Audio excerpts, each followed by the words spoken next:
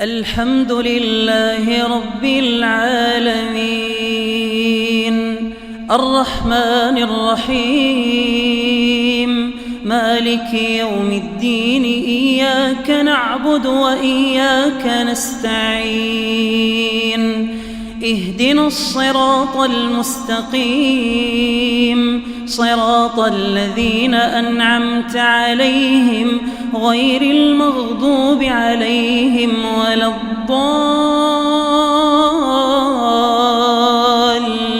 الضالين آمين.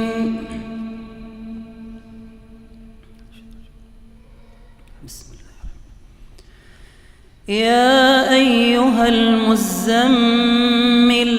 قم الليل إلا قليلا نصفه أو انقص منه قليلا أو زد عليه ورتل القرآن ترتيلا إنا سنلقي عليك قولا ثقيلا إن ناشئة الليل هي أشد وطئا وأقوم قيلا إن لك في النهار سبحا طويلا واذكر اسم ربك وتبتل إليه تبتيلا رب المشرق والمغرب لا إله إلا هو فاتخذه وكيلا واصبر على ما يقولون واهجرهم هجرا جميلا وذرني والمكذبين أولي النعمة ومهلهم قليلا إن لدينا أنكالا وجحيما وطعاما ذا غصة وعذابا أليما يوم ترجف الأرض والجبال وكانت الجبال كثيبا مهيلا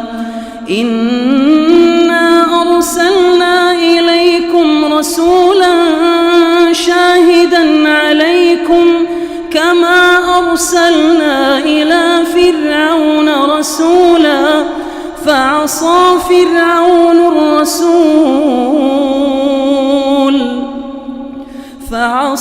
فرعون الرسول فأخذناه أخذا وبيلا فكيف تتقون إن كفرتم يوما يجعل الولدان شيبا السماء منفطر به كان وعده مفعولا إن هذه تذكرة فمن شاء اتخذ إلى ربه سبيلا إن ربك يعلم أنك تقوم أدنى من ثلثي الليل ونصفه وثلثه وطائفة من الذين معك والله يقدر الليل والنهار علم أن لن تحصوه فتاب عليكم فاقرؤوا ما تيسر من القرآن علم أن سيكون منكم مرضى وآخرون يضربون في الأرض يبتغون من فضل الله وآخرون يقاتلون في سبيل الله فاقرؤوا ما تيسر منه وأقيموا الصلاة وآتوا الزكاة وأقرضوا الله قرضا حسنا وما تقدموا لأنفسكم من خير